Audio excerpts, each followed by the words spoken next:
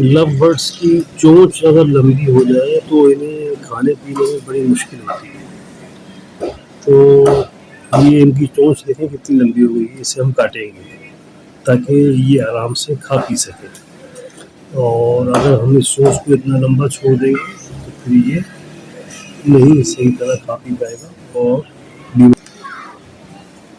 चोंच की कटिंग हो रही।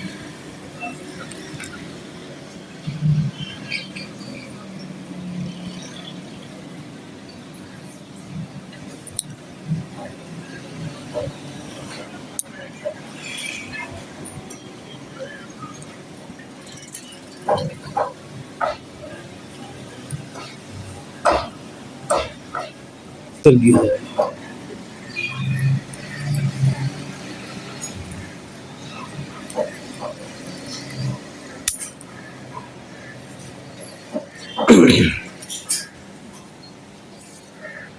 ये देखें इसकी कटिंग हो गई और इसको साइड से बेहतर किया जाएगा। ये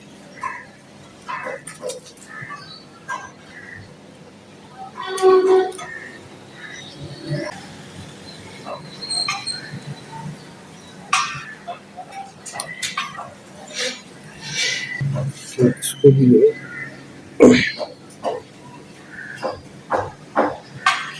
और ये बेहतर फील करेगा, अच्छी तरह खा पाएगा।